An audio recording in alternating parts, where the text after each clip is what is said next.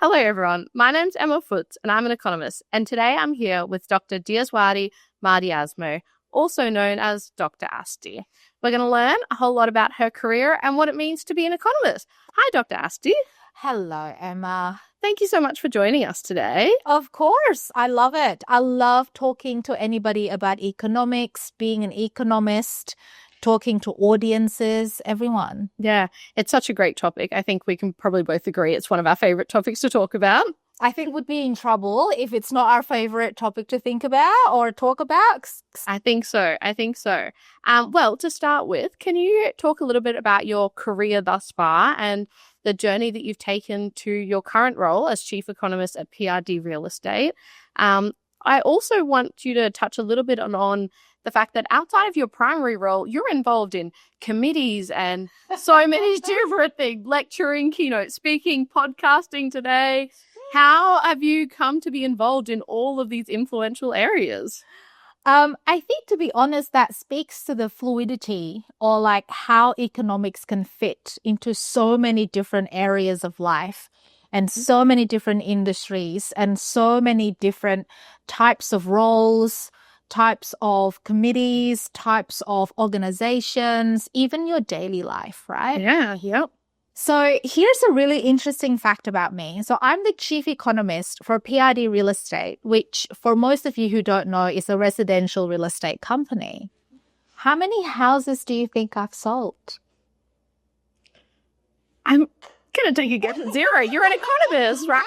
Exactly. So I have not actually sold a house, although I will say after 10 years being in the role, many people are starting to say that I'm becoming a really good salesperson. I'm like selling a house. You don't want to jump in there and have a go? Like the economics of it work out. You know? Yeah.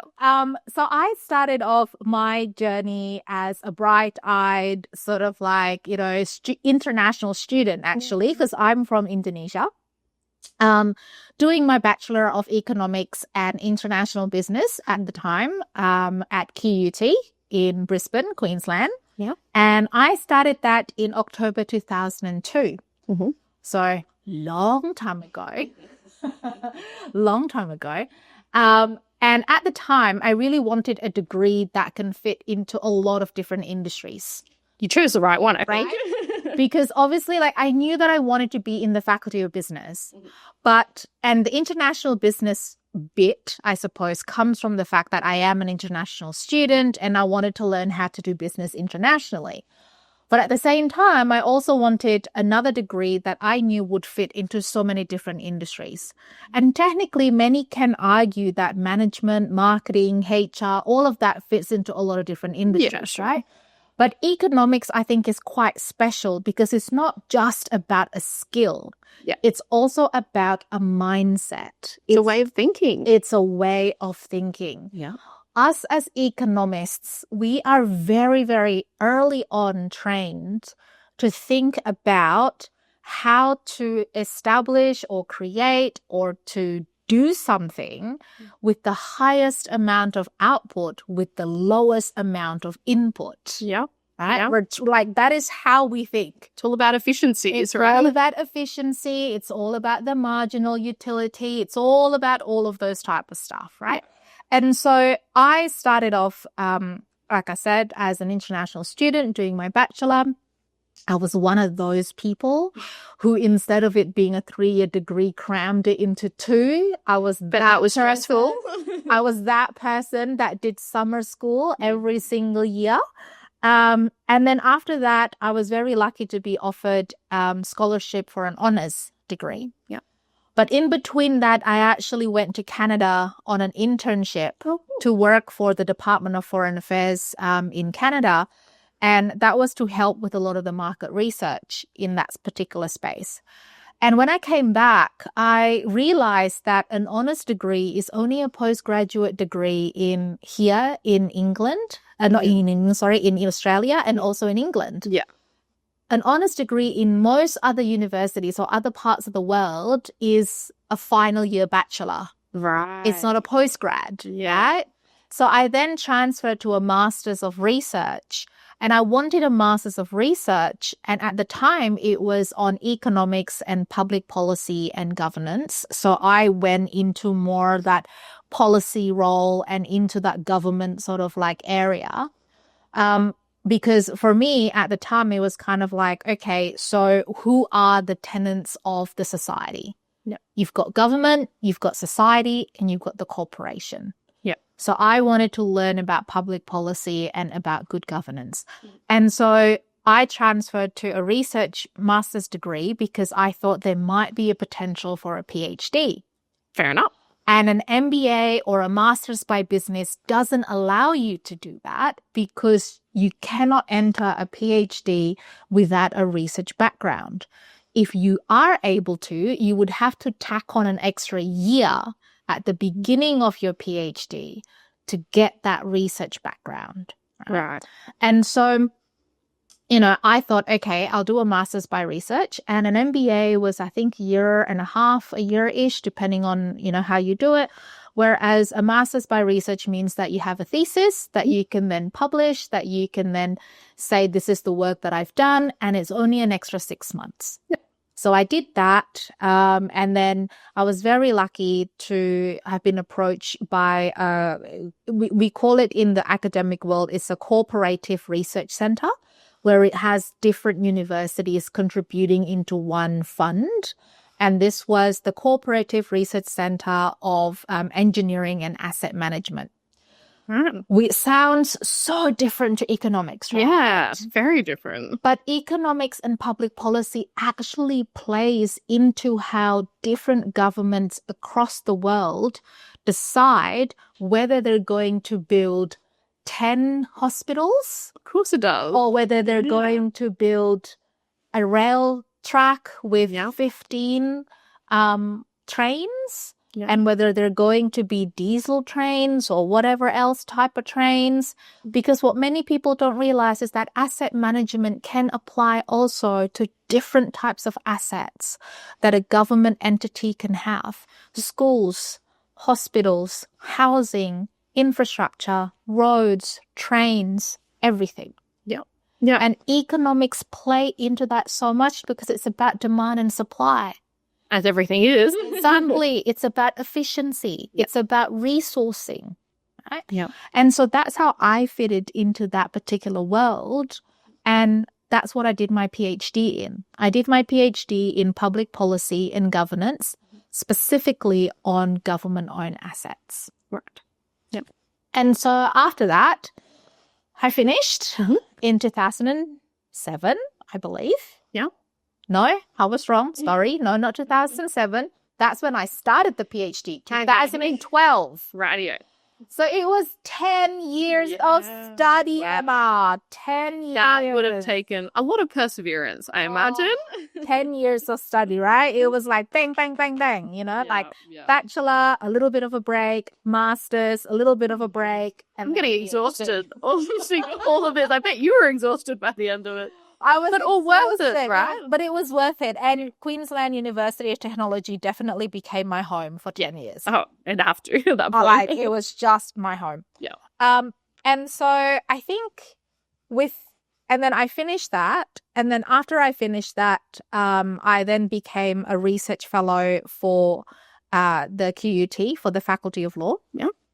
And then throughout this time, I was looking at, okay, how can I fit in? I was able to fit into the research fellow at QUT because my degree or my PhD concentrated on public policy. Yeah. And public policy, there's always the economics and the legal side of it, right? Yeah. And so that meant, and my supervisor at the time was under the Faculty of Law at QUT. It was so funny because I had two supervisors. One's the Faculty of Law and one's the Faculty of Business. And so, because when it comes to public policy, it's a mixture. Yeah. Between those two. It is. It has to be. And then so I did that for a couple of years. And during that time, I was trying to find my foot. I was thinking, where do I go? Which industry? What is actually my passion? Do I stay here in Australia? Do I stay here in Brisbane? Do I go back to Jakarta? Do I go back to Indonesia? Or do I go to another country? All of that kind of stuff. Yeah. So I applied, I kid you not, Emma, to I think about 55 jobs. And I think that's something that I would really want to preface to any young economist listening. Sometimes you just have to apply to so many and you don't know where your path is going to go. Oh, that's the thing. And I think I spent a lot of time actually making sure that my cover letters were on point, you know. The one thing that I have always stuck to me in my head, and this is actually something from my dad, is that when it comes to economics, because it is such a baseline kind of way of thinking and mindset, right? Think about economics as water. And interesting. Water can be poured into a glass, into a vase, into a bowl, into a circle, into a pot, into everything. The glass is the housing industry. The pot is agriculture. The bottle is mining, for example, whatever industries it might be.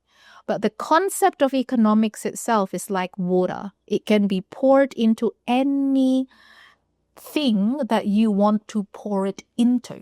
That's such an interesting analogy. I would never have thought about it that way, but it makes so much sense. It does, because everything is the law of demand and supply. Yeah, absolutely. Right? Whether it's crockery, whether it is railroads, whether it is houses, whether it is shoes, which I love, by the way.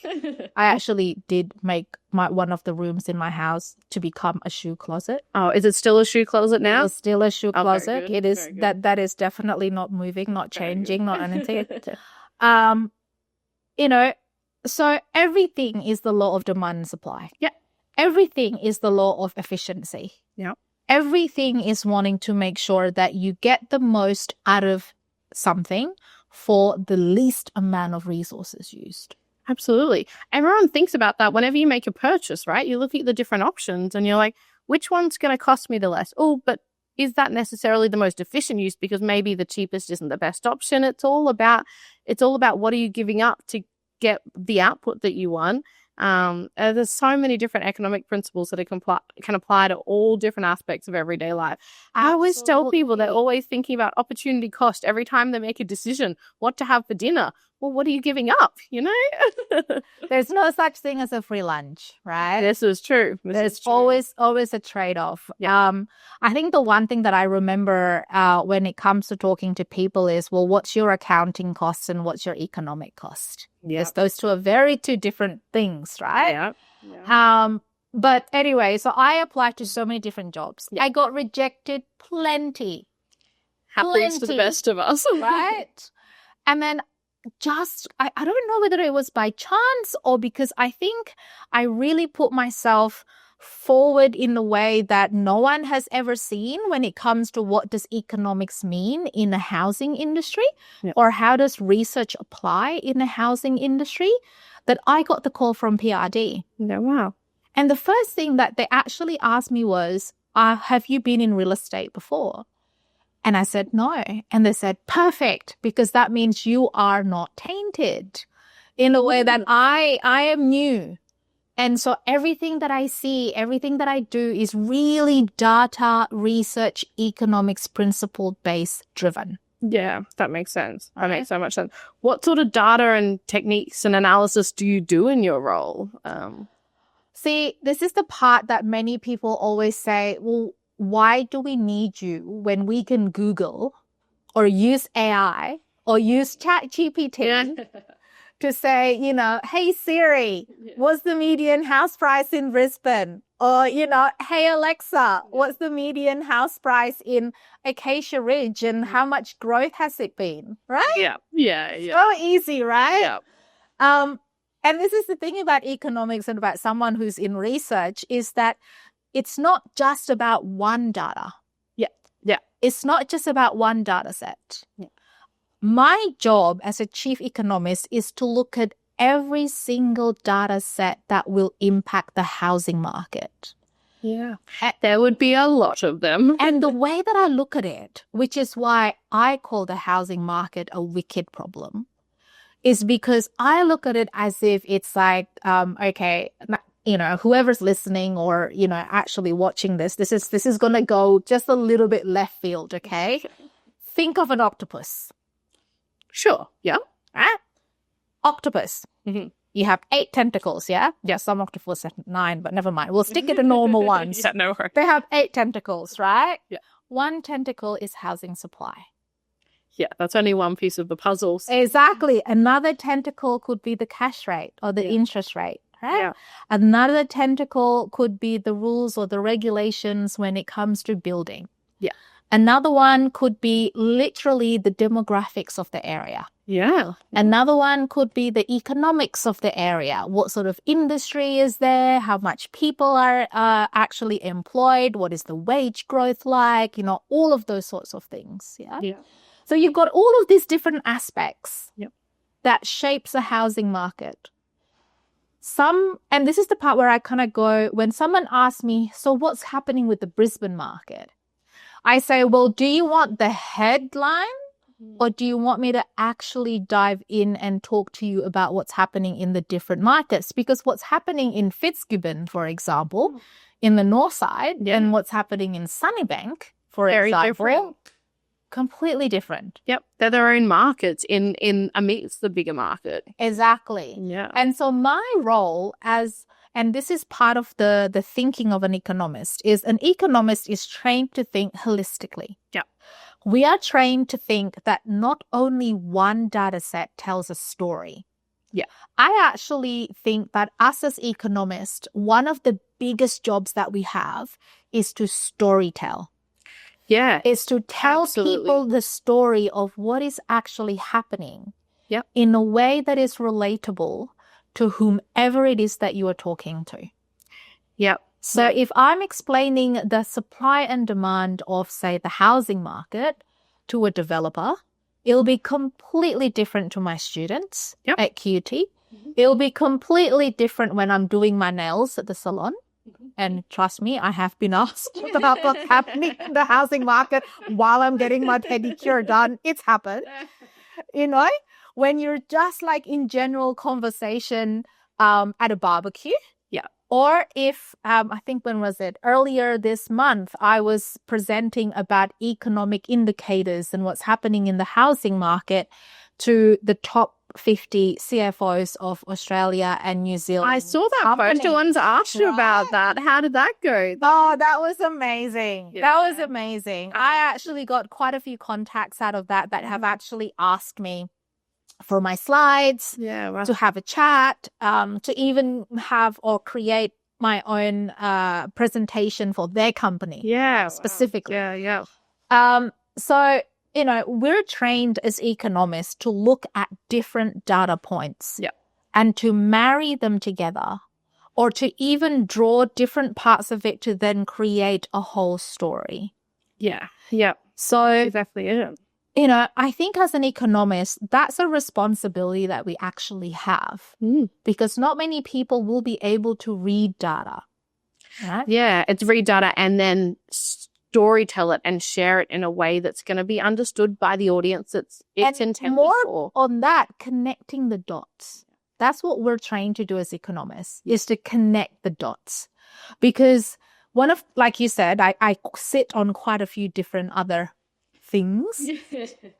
One of them being that I am part of the Liaison member for the Reserve Bank of Australia. Yeah. Which means I'm very close to like the cash rate decision. Yeah. It means that I do have the chance to update the RBA on what we see on the ground, how people are feeling, what's happening in the housing market, the development market, are people actually buying? Are they not? Are they stressed?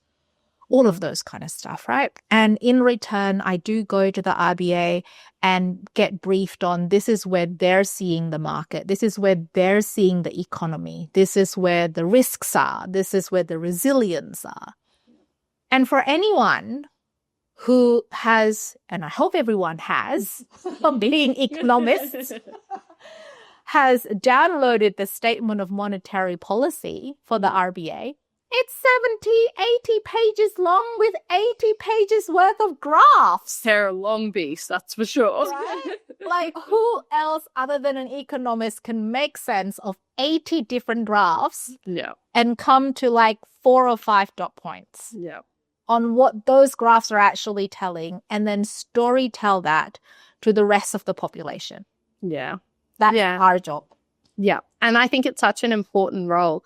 And I also think it's really interesting to hear how you and your role on the Liaison committee get to be a part of, I guess, ground truthing and providing that on-the-ground local context of what's happening in the housing market to the RBA, which then helps to inform the cash rate, which has major implications for our nation and, you know, at a household level, but at a corporation level as well. And so that it's really interesting to be able to see how the RBA is actually thinking. And I think that's the key point of it, right? Like, what is it that they're actually looking at? Where do they believe the risks are in the economy? Where do they believe certain points where it's resilience? You know, because they can see obviously what's happening in the household budget, what's happening in business or corporation budgets. You know, like who's actually suffering in a way in terms of marginal profits or, you know, close to sort of like actually closing down. How's the savings rate going? You know, all of that kind of stuff they see. And so it's actually really interesting to see how they themselves interpret the data, and then how it all then becomes one holistic analysis of what is actually happening in the country economically, which then informs the cash rate. Although I will have to say, though, that remember, in Australia, there is no law that says that every single bank have to follow the cash rate. I always have to have that disclaimer because everyone says to me, oh my God, cash rates are coming down tomorrow, or cash rates, they might neither. And then suddenly their bank jacks up the interest rate, you know, and then they say to me, Asti, what's going on?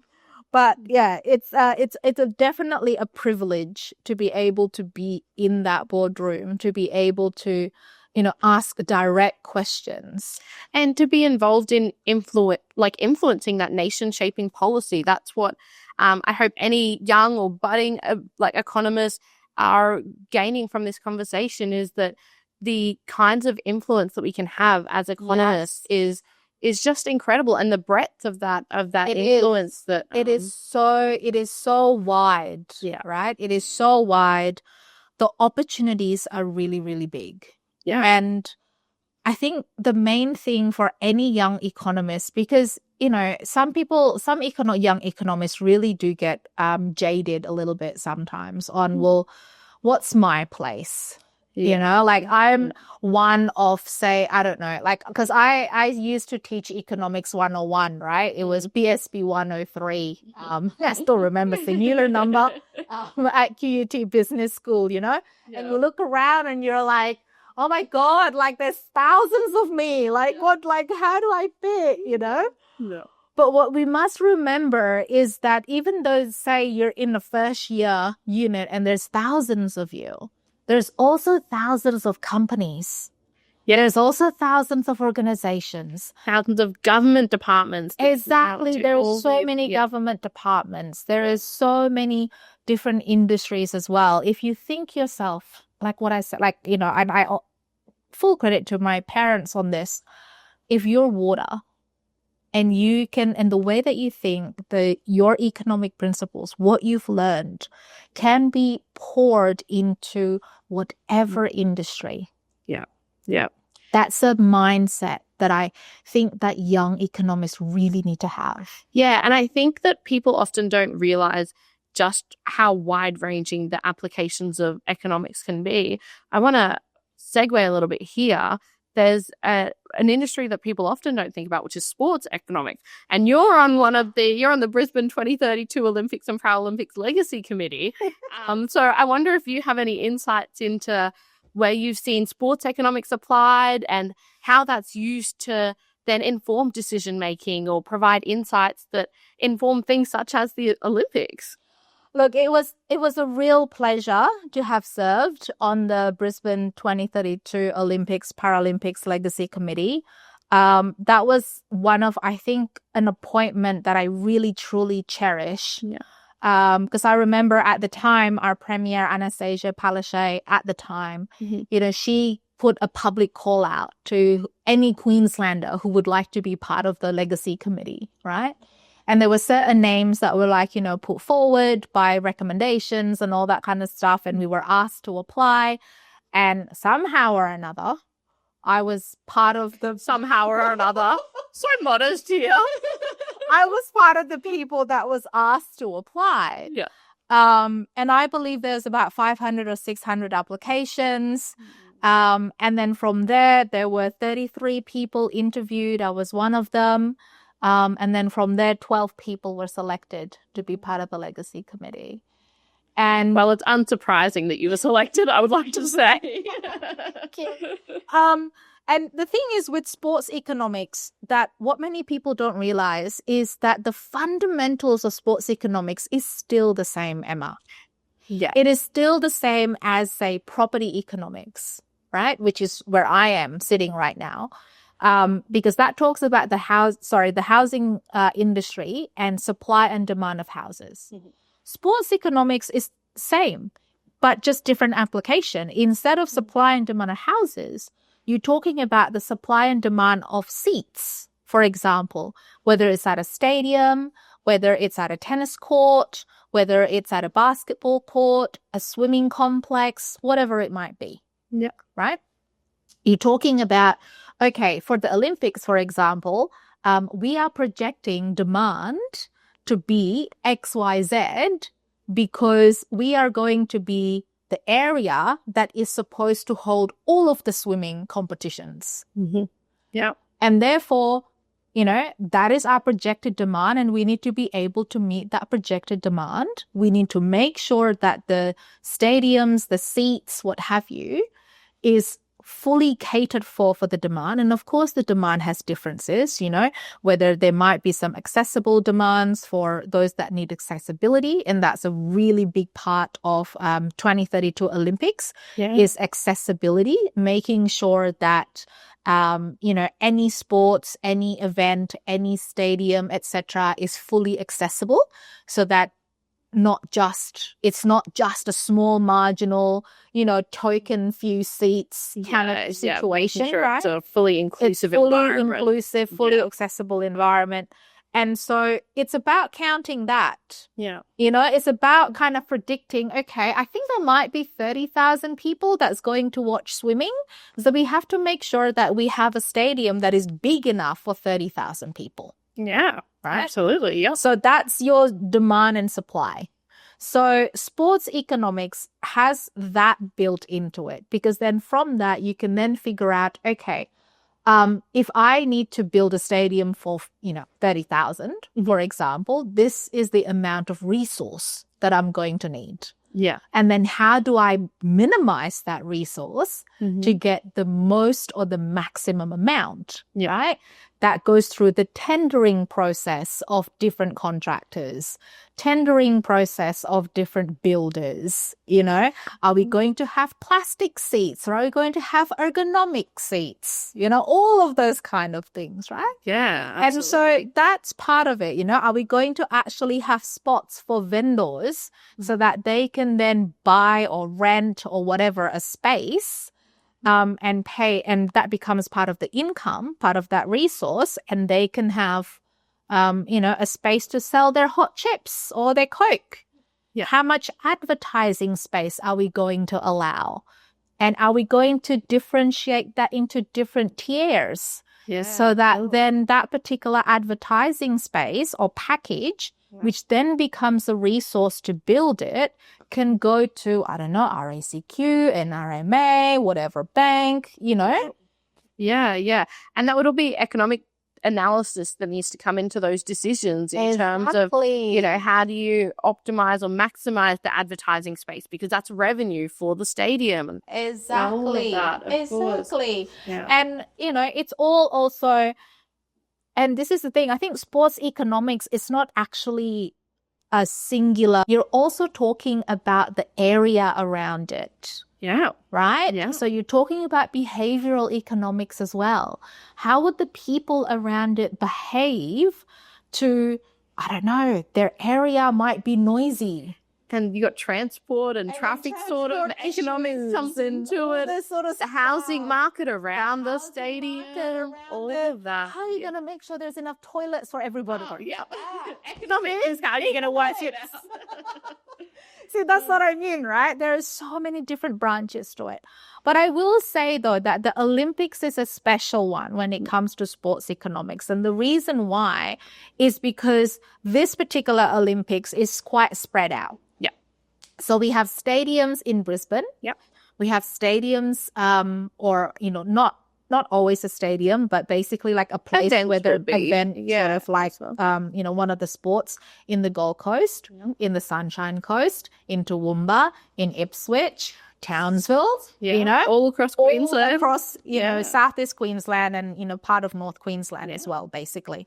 And so it's a bit more of a beast in terms of sports economics, right? Because the breadth of where it's going to go is much larger. And because that breadth is much larger, then we're then talking about a much bigger spending. Yeah. And when we're talking about a much bigger spending, we start to talk about, well, what is the benefit? And we don't want it to just be a once-off benefit, which is where I come in terms of legacy committee. Legacy fees, yeah. My piece is more about 2042, not about not just about 2032, but actually looking forward to 2042. Yeah. So how can we stretch out that benefit? And how can we stretch it out so that not only it's longitudinal, but also that it impacts quite a lot of different people and different industries and different, you know, which is why the legacy looks at people in general and how it can benefit their life and health, how it can stimulate more commercial activity, how can it create more housing, how can it create more business, how can it create more infrastructure, right? So it's a bit of a bigger beast. And the reason why it is a bit of a bigger beast is just because of the nature of the Olympics now. Previous Olympics have been concentrated on one city, right? LA, London, Tokyo, Paris. Yeah. Right? This one is not just Brisbane. It's Brisbane, Gold Coast, Ipswich, Townsville, you know? And so then you would also be looking at the economic impacts and all of that for all of these different communities, not just one area. You know, because, you know, not everyone is like Gold Coast or Brisbane. Yeah. In terms of transport, in terms of even if there's enough cafes to serve coffee. Yeah. That's pretty important. I think and people... I'm sorry, a lot of international people will come to Australia for the flat white. That's just a fact. We need to not let them down. So we need to make sure there's enough surviving places. And it's like, you know, you start to think about that and, you know, and that's what I mean by economics fits into so many things because you talk about sports economic as like your center. Yeah. But then it goes into behavioral economics of how people will behave. It goes into the hospitality industry. It goes into the accommodation industry. It goes to also tourism as well. Tourism industry, all sorts of different things, right? Because at the end of the day, it's not about the application. It's about the principles. Yeah. It's about the demand, supply, minimize resource, maximize output, substitution principles. Yeah. Yeah. All those founding things that I'm sure you taught in your Economics 101 classes. Oh my God, I love teaching. It's one of my key passions, right? Because I started off as QUT and of course I taught and I'm still a sessional academic at QUT. Yeah. So if anyone is listening, if you would like to do Bachelor of Property Economics, I teach it. So, you know. If you want to hear more of Dr. Asti, go join our classes. I was like, you might be my student in the future. I actually really love being able to connect with students and hear their ideas. And also because in property economics, we don't just have property economics, pure economic students. Yeah. We have valuers, we have developers, we have architects, we have all sorts of different other sort of like, industries.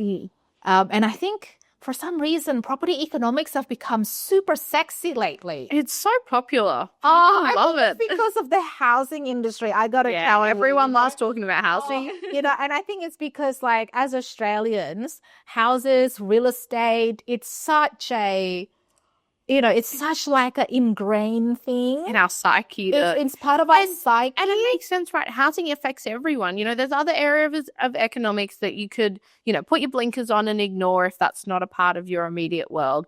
But housing, you can't ignore that. Everyone needs a roof over their head. Everyone needs, Well, Maslow's theory does say that your most basic needs, one of them is housing. Yeah, yeah.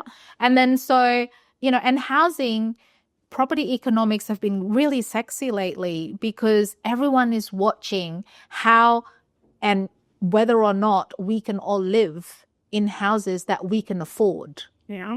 And when I say we, that can be segmented to so many different boxes, whether it's for social and affordable housing, whether it's for pure social housing, whether it's for DV type of housing, the private market, the investor, the first home buyer, the downsizer. Yeah. We all need different types of houses. Right? Exactly. Housing it's not a one size fits all. And that's why there's so much talk about diversity of housing so that we... And I think it's just getting sexier and sexier because like the economics of it, for example, the economics of being able to build a house out of what we call Lego in the sense of modular housing. Yeah. Or I don't know if you guys have seen, those little space capsules that looks like a capsule that like it's all happening coming out of China, where it looks like a tablet, like literally like a capsule, and it's just one thing. And you can have like 20 capsules like this in like a particular area, and that can fit in like 20 different households. Wow. Those type of things. Yeah. It's such an exciting space. There's so many new, advancements in how do we use the smallest amount of resources to get the greatest amount of output, right? Exactly. It's all happening. Yeah. And I get asked all the time, how does an economist fit into housing? And I said, well, where do they not fit? I'm like, well, how do you think that prices are controlled? Or how do you think that prices happen? And I said, well, there's not enough houses in this area. Exactly. And that's a supply issue. Demand is you wanting to buy the house. Yeah. The interaction of demand and supply creates price, which is an economics concept. Yeah. Right? And you say that in the plainest way. And also something that I've actually learned that I do want to say when it comes to young economists, there's this, I don't know how it happened. I don't know how it became, but there's like this sort of connotation that economists are boring. We are so not boring. I think we have proven today that we are a lot of fun. Oh my God, we are nowhere near boring, right? Yeah, and I think you say, people can say we're boring, whatever, but when you're at the backyard barbecue and everyone wants to talk about what's happening with the international relations, what's happening with the cash rate, what's happening with housing, who do they want to talk to? It's the economists. Exactly. Yeah. The amount of time, especially when President Trump starts tweeting, the amount of time that like I get the call of going, oh my God, what does this mean? What does this mean for the economy? What does it mean for our international relations with them? All that. But I will say one thing though.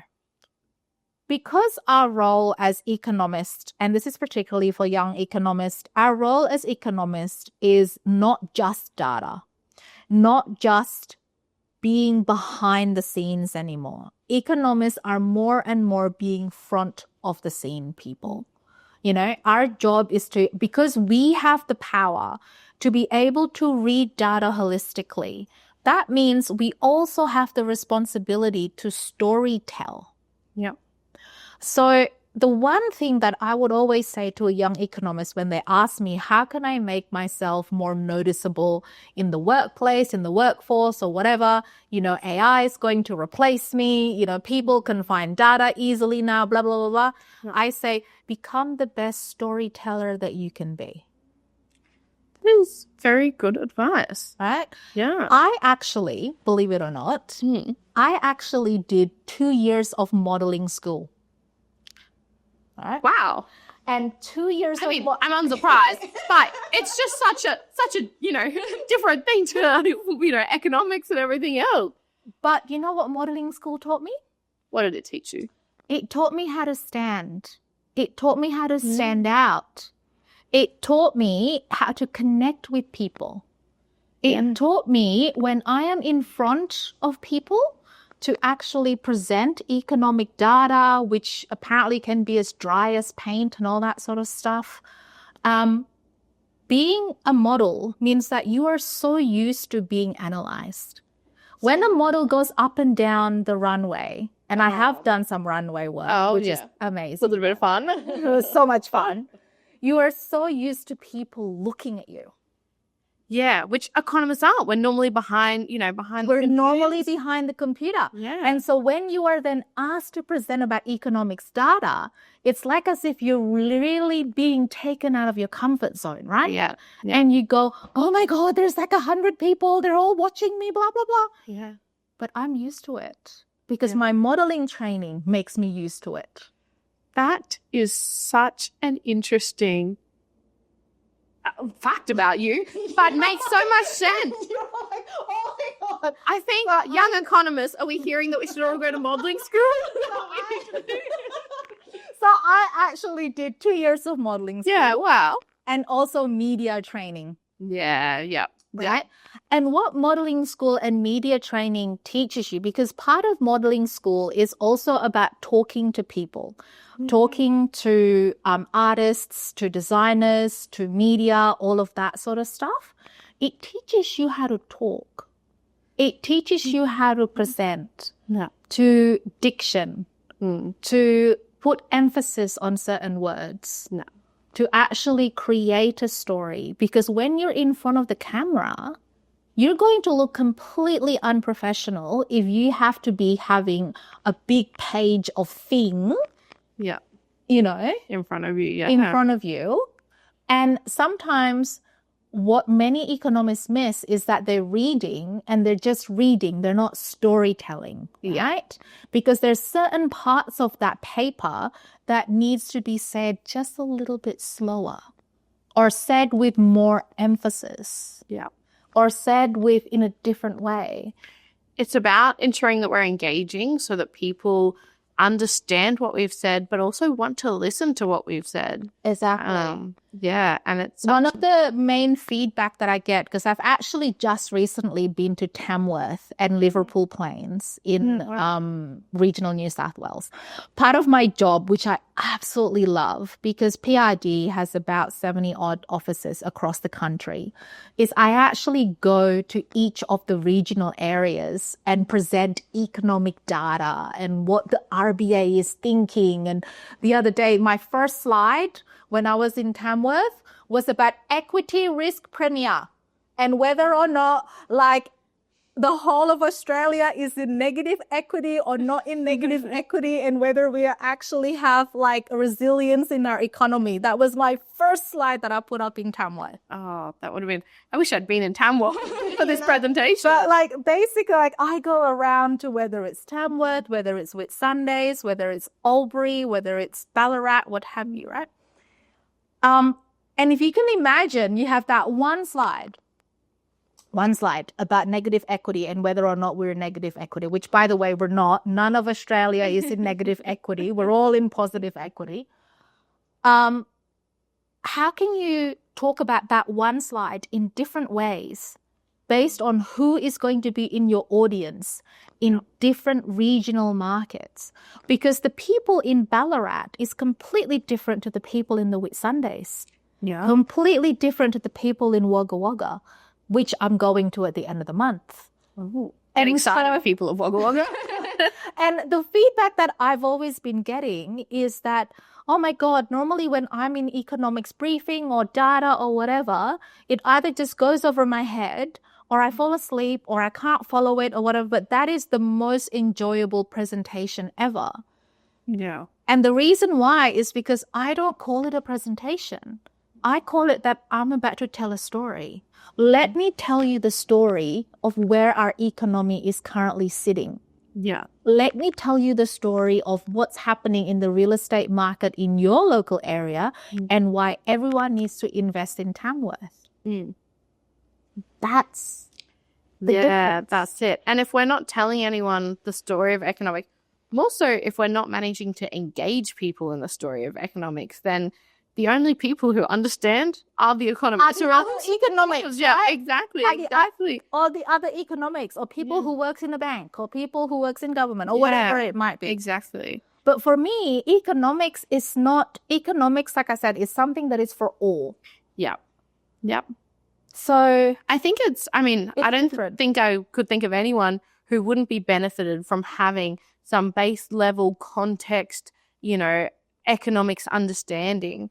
And it's, I guess on us as economists to tell that story and to share that with other people who aren't in the data every day or don't know how to read the data, or when it comes up on the news, they don't really understand it, so they glaze over or ignore it or whatever. Exactly. But because the one thing that us as economists also get trained on is to actually bank information in our head. Mm-hmm. Right? Absolutely. The amount of graphs that are in my head is scary. I can put it this way. If I'm about to present somewhere, I am not ready to present until I can run my slides through my head, every single graph through my head without the slides. So there's a lot of graphs in your head. So there's a lot of graphs in here, right? We have the power to bank a lot. But at the same time, we sometimes can't articulate that. Yeah. And that's the part what I mean. Like, I have the one question that I get asked a lot by young economists or young data analysts or data scientists, whatever, is, are you scared of AI and are you scared that you're going to be obsolete? My answer is no, because my power is in how I am able to do storytelling. Yeah. Because to be honest with you, the graph that I showed about negative equity and equity risk premium, Australia's the lowest, by the way, people, if anybody is interested. That graph is the same graph from the RBA that can be used by any economist. Yeah. But it's how you then use it to tell a story, how you use it to connect with people.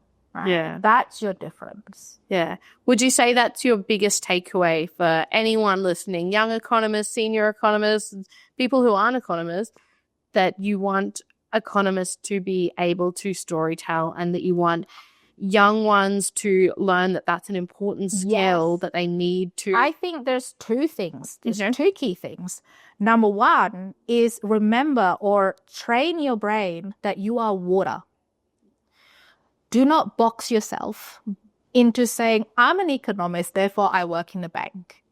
Or I'm an economist and therefore I am blah. Right? Economics is like water. It can be poured into any shape that you would like. You can be poured into any industry that you're like. You're currently in land planning, like residential planning, all that sort of stuff. Yeah. But your soft skills as an economics, literally, if I pick you out right now, you'd be able to do the analysis of the demand and supply of Victoria's Secret.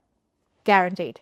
Probably. Yeah. Never thought about it, but it's the same principle. Same principle. You would be able to, Emma. Yeah. As soon as you work out the data and how it's being set up and everything, you'd be able to tell. You'd be able to go, okay, so for that particular line, this is the demand and supply and all this kind of stuff. You'd be able to tell, Emma. I can pick you out and put you in there.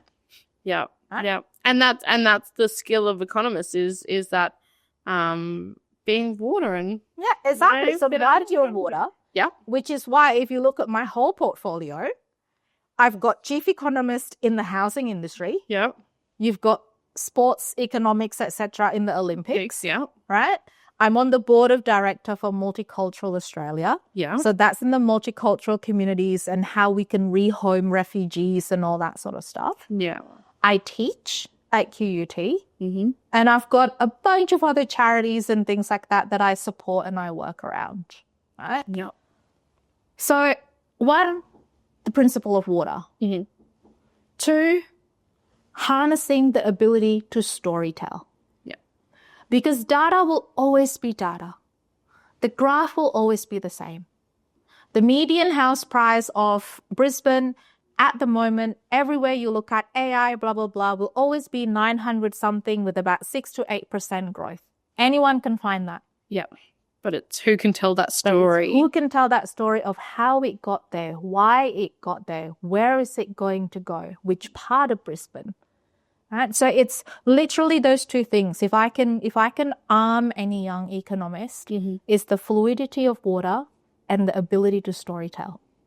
Those are two very, very good points. And I will definitely be taking them on board. And I hope everyone else listening will take them on board. I know. Did you like that I just placed you in Victoria's Secrets? Yeah, I like that. I'm not mad about that. I'm going to go ahead and go next time I'm watching Victoria's Secret model show. I'll be thinking about the supply and demand of the different lines. See? But that's it. Again, economists are fun. We're not boring people that only analyze, boring things. We're analyzing everything. Everything. Food. If you think about food, if you think about hotels, if you think about interior design, we're all part of it. Yeah. Right? I always say, when you're thinking about what you're having for dinner tonight, there's the opportunity cost of what you're missing out of dinner tonight. It's just, it comes into everything.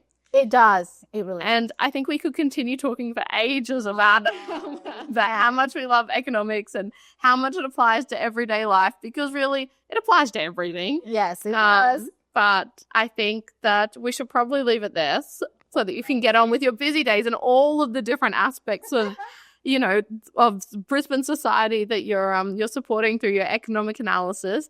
Thank you so much for your time today. I really appreciate it.